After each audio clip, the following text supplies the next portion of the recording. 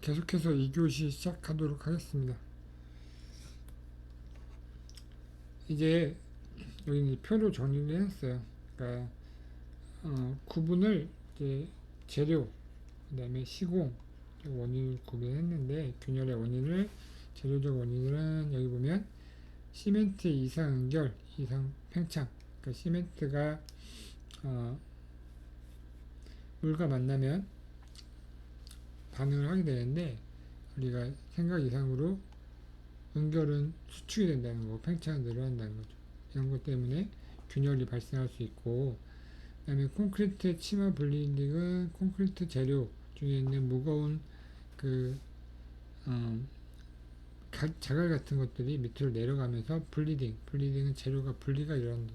재료 분리가 일어나면 콘크리트에 일정한 어느 정도의 내력을 기대할 수 없기 때문에 균열이 발생하게 되고, 골재에 포함된 토분, 흙덩어리 같은 것들이 균열을 유발할 수가 있고, 시멘트 수화열은 뒤에 가서 자세히 설명하도록 하겠습니다. 건조축도 마찬가지고.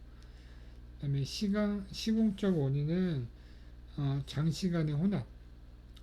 그러니까 레미콘이 와서 대기를 하고 바로바로 타설을 해야 되는데 그렇지 않고 계속 혼합을 하게 되면 혼합 중에서도 얘가 어느 정도 굳어져요. 굳어지면 시공성도 떨어지고 균열이 발생할 확률도 높아진다고 볼 수가 있고, 그 다음에 우리 고층 건물, 뭐 2, 3층 같은 경우도 콘크리트를 타설할 때 이 펌프카가 있어. 펌프카가 있어서 펌프로 압송해서 위층에 콘크리트를 타설하게 되죠. 그러면 이 펌프를 통해서 콘크리트가 배달될 때 펌프를 쏘아 올려야 되기 때문에 얘가 묽어야 돼요.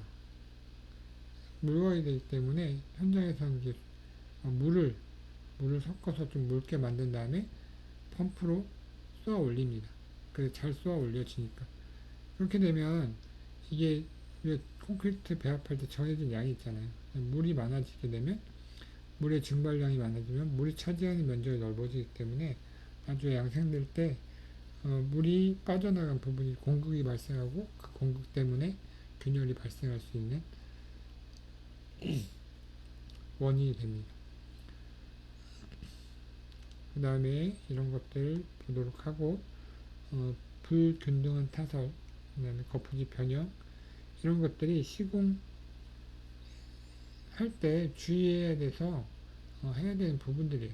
이게 시공하는 과정에서 균열이 발생하는 거기 때문에 대부분 그러니까 경화하기 전, 콘크리트 완전히 양생되기 전에 초기에 균열들이 발생할 수 있는 부분들이에요. 그래서 시공할 때도 균열이 발생하지 않도록 주의를 해야 되고, 초기에 균열이 발생되면 그때그때 보수를 통해서 균열이 진행되지 않을 수 있도록 해야 된다라고 보시면 될 것 같습니다.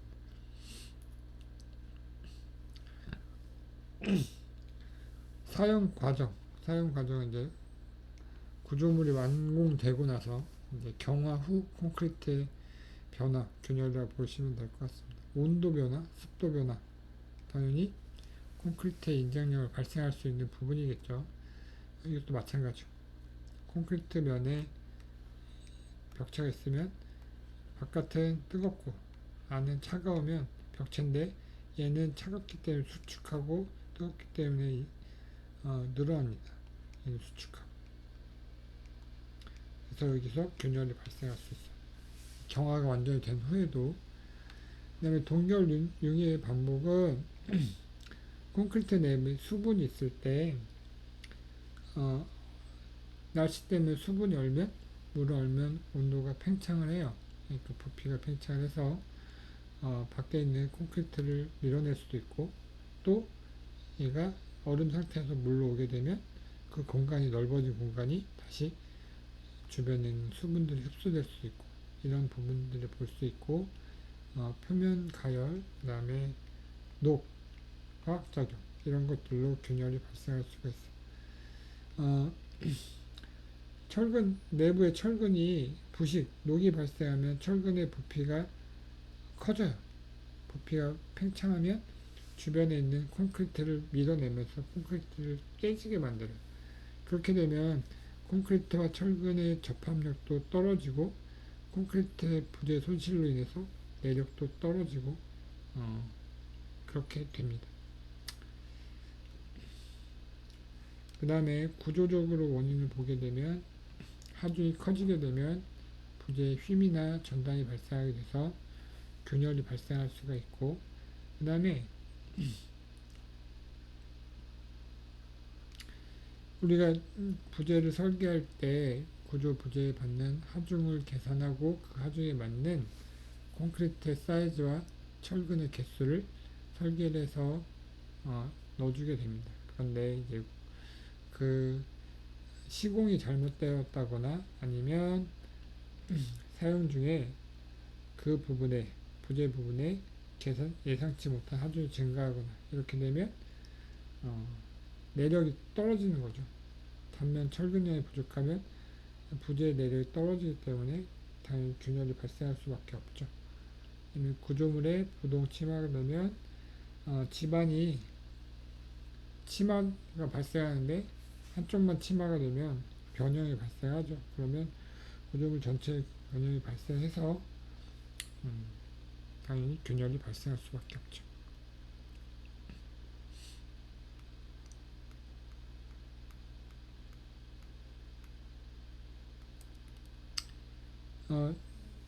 그러면 첫 번째로 재료적 원인에 의한 균열, 첫 번째로 소성 수축, 소성 수축에 의한 균열. 얘가 콘크리트를 타설하게 되면 이 콘크리트가 우리 소성 상태에 있다고 해요. 소성, 이렇게 묽은 진흙처럼. 근데 그 상태에서 수축이 일어난다. 수축이 일어나면 균열이 발생한다. 라는 건데, 소성 수축이 뭐냐? 블리딩 수량보다 증발 수량이 많은 경우. 뭐냐면, 블리딩은 재료 분리라고 해서 콘크리트를 타설하게 되면 위에 이렇게 수막, 물이 이렇게 떠올라요. 이게 블리딩이에요. 이 블리딩 수량. 이 블리딩 수량이 있으면 되는데 여기서 이 블리딩 수량보다 여기 안에 있는 증발 수량이 많아지게 되면 물이 차지하는 공간들이 있어야 되는데 물이 빠져나가니까 막아줘야 되는데 물이 빠져나가니까 이 큰 자갈과 모래 사이에 있는 것들이 분리가 돼요. 분리가 되면서 또 물이 빠져나가니까 얘가 이렇게 수축이 발생하죠. 부재 자체로. 수축이 발생해서 여기 내부에서 일어난 현상. 그게 균열.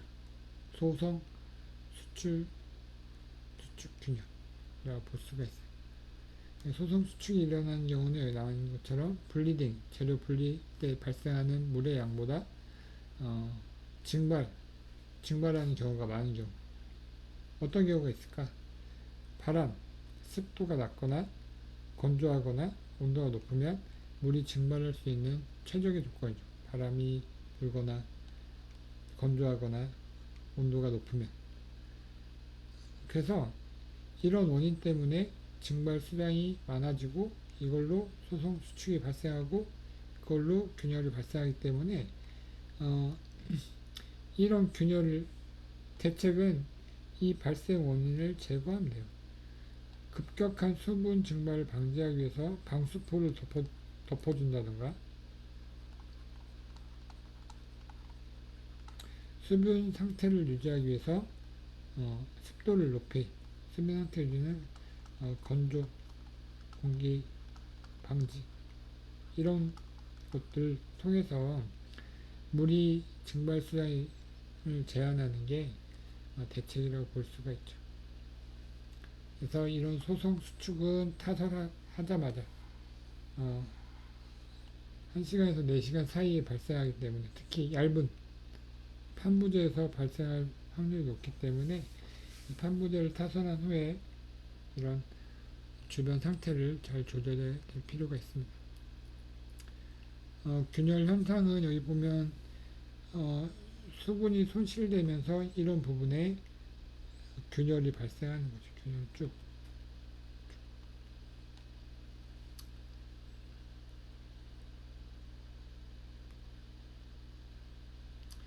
그 다음에 수와 열에 대한 균열을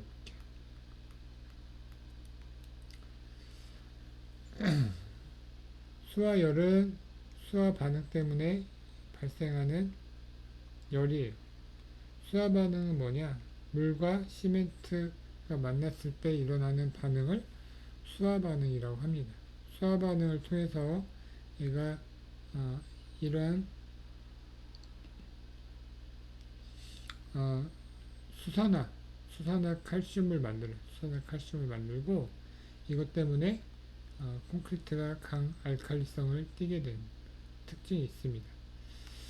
근데 이 수화 반응이 일어날 때 열이 발생돼요.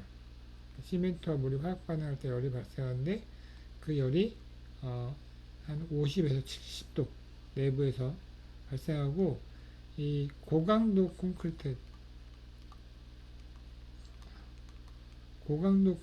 같은 경우는 매스가 크면 100도 C 이상의 열이 발생하기도 합니다. 굉장히 큰 열이죠.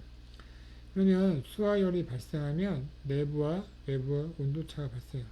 아까 잠깐 얘기했었는데 콘크리트 타설하면 내부는 50에서 70도예요. 외부는 아무리 뜨거운 여름에도 33도를 넘어가지 않죠. 이거 온도차가 있잖아요.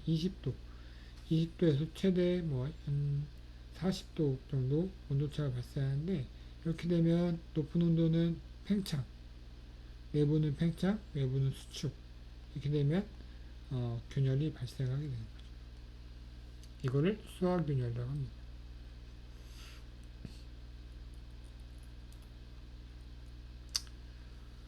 그래서 이게 균열이 발생하는 대표적인 원인들이라기보다는 상태들을 얘기하면 단면이 두꺼운 매스 콘크리트예요. 이렇게 콘크리트 굉장히 큰 고층 건물의 1층이나 지하 같은 건물을 보게 되면 한 2m 높이 2m 이 정도로 굉장히 큰 사이즈 2m 이상 사이즈의 콘크리트 매스 콘크리트로 합니다. 그러면 매스 콘크리트는 내부에서 수화 반응이 일어나는 것들이 커요. 그러니까 바깥에 있는 면적에서 받는 열보다 내부의 열이 훨씬 커요.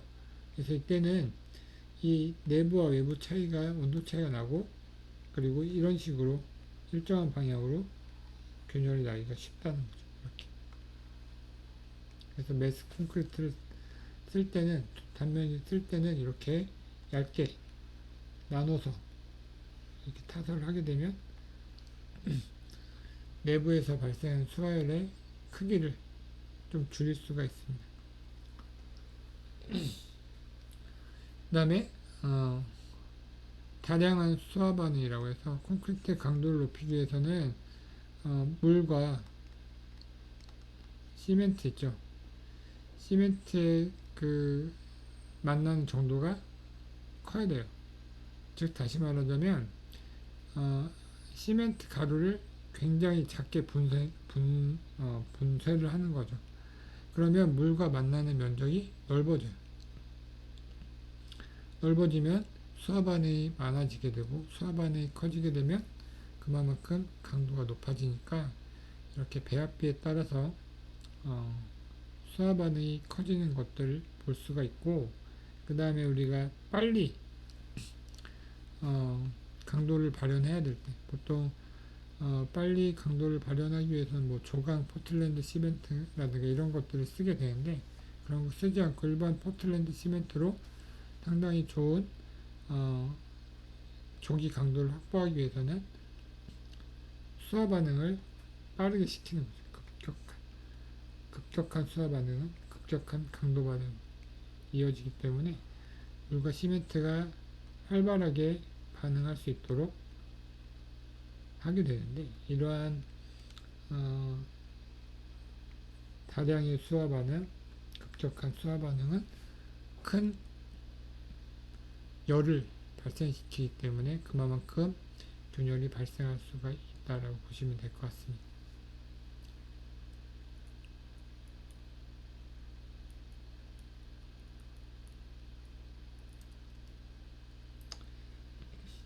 그래서 이런 수화열 때문에 발생하는 균열에 대한 방지 대책은 당연히 이 수화 반응에 따른 수화열을 지키는 게 가장 중요한 방지 대책이라고 할 수 있겠죠. 그래서 혼화제를 등을 사용해서 시멘트 양을 줄여요. 시멘트 양을 줄이면 물과 만나는 반응이 줄어드니까 수화율도 그만큼 떨어질 수가 있고, 이 시멘트 양을 저감할 때 발생할 수 있는 강도 저하를 혼화제, 혼화제는 아까 얘기했듯이 고로 슬래그나 아니면 그런 애쉬, 플라이 애쉬 이런 것들을 통해서 보강을 하고, 그 대신 이 혼화제는 물과 반응을 하지 않기 때문에 수화열이 발생하지 않고, 그 다음에 특수 시멘트로 저발열 시멘트를 쓰게 되면 이 자체 이름에서 알 수 있듯이 열이 발생하지 않, 저발을 발생하지 않을 수 없지만 시멘트 자체가 발열을 낮게 해줄 수 있는 특징을 갖게 되고, 경화 지연제는 아까 얘기했듯이 급격하게 강도가 발현되면 강도 발현에 의해서 수화 반응이 빨라지고 그것 때문에 열이 많이 발생한다고 했는데, 경화 지연제를 쓰는 이유가 수화 반응의 속도를 늦추기 위해서 쓰는 거예요. 그렇게 되면 발열량이 줄어들 수 있기 때문에. 단 강도를 확보하기 위해서는 시간이 좀 걸리겠죠.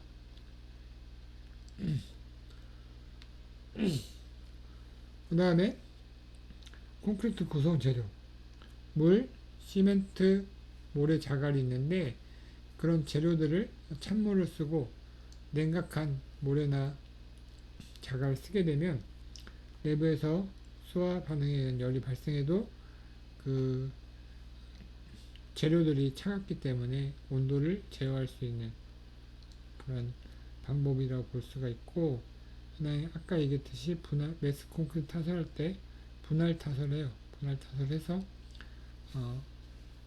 수화열을 줄일 수, 그러니까 콘크리트 양이 많으면 그만큼 시멘트와 물도 많이 들어가고, 그렇게 되면 시멘트와 물과 반응하는 양도 많아지고, 그렇게 되면 수화 반응이 많아지고, 많아지면 당연히 수화열도 커지기 때문에 분할 타설하게 되는 거고, 그 다음에 이건 뭐냐면 우리가 이게 분할 타설하게 되면 시공량도 많아지고, 그 다음에 이음매가 분리될 수 있기 때문에 큰 매스 콘크리트를 타설할 때 여기다가 파이프를 설치해요. 이렇게 파이프를 설치해서 여기다 물을 넣죠. 찬물을 넣고 여기다 물을 빼요. 이런 식으로 하게 되면 콘크리트 내부가 이런 쿨링 파이프로 인해서 수화열을 제어할 수 있어서 유리하다고 볼 수가 있습니다. 그리고 시공이 끝나면 여기 이제 파이프 안에다가 콘크리트 그라우팅이라고 해서 채워놓을 수도 있어요. 이런 식으로 하는 방법이 있고, 그 다음에 콘크리트 자체에 여기다가 액화질소를 넣습니다. 액화질소를 넣게 되면 액화질소는 이게 공기 중으로 나오게 되면 부재의 온도를 굉장히 많이 떨어뜨려요. 그래서 여기다가 액화질소를 넣게 되면 이 수화 반응으로 인한 수화열의 열을 떨어뜨릴 수 있다는 장점이 있어서 액화질소를 쓰기도 하는데, 주의해야 될 건 뭐냐면 액화질소를 넣었을 때 얘가 수화 반응이 일어날 때 물이 얼어버리는 경우가 있어요. 물이 얼어버리면 양승 자체가 안 되죠. 그래서 이런 질소를 삽입할 때 이상 응결이 발생하지 않을 수 있도록 적절한 양을 사용해야 된다라고 보시면 될 것 같습니다.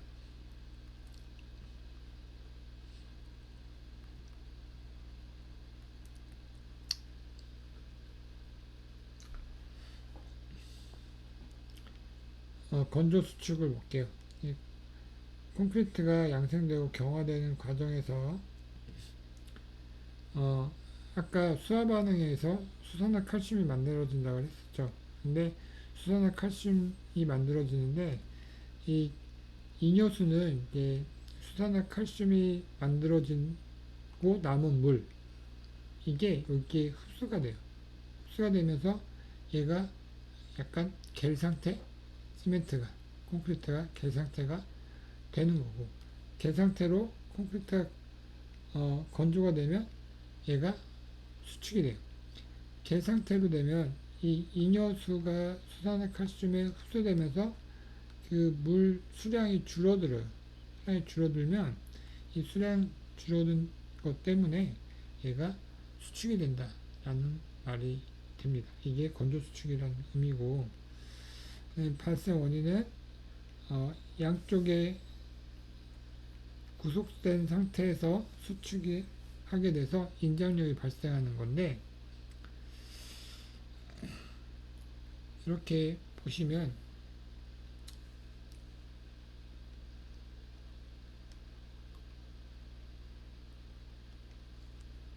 지워볼게요.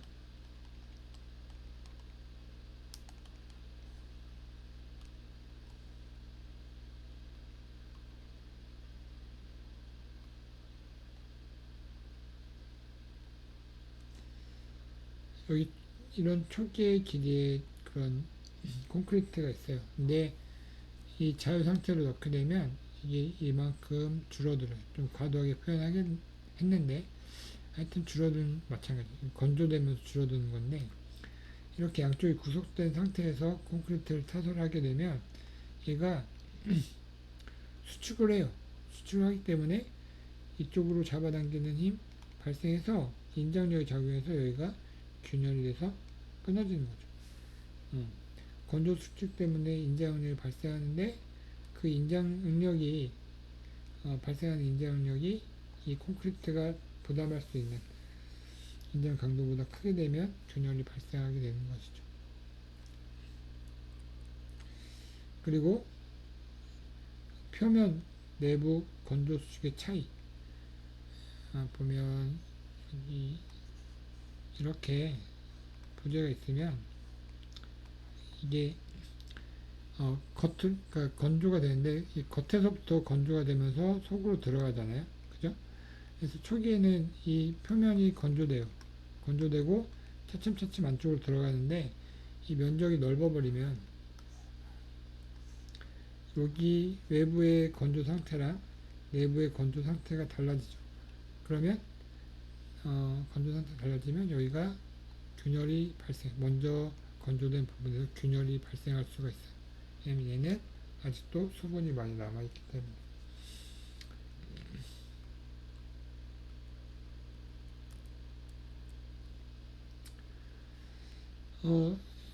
건조 수축 균열을 발생시키는 요인을 보게 되면 시멘트 분말도가 클수록 수축이 증가한다.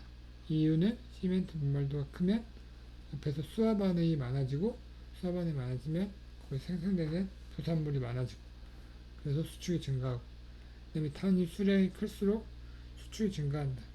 이거는 단위 수량이에요. 그러니까 1 세제곱미터의 부피에 물의 무게가 증가할수록 건조 수축량이 늘어난다 라는 걸 알 수가 있어.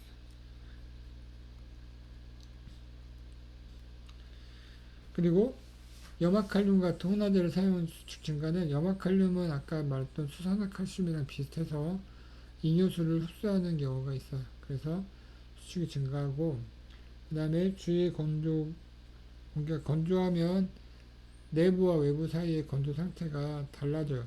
차이가 나기 때문에 건조 수축이 발생할 수가 있고 그 다음에 우리가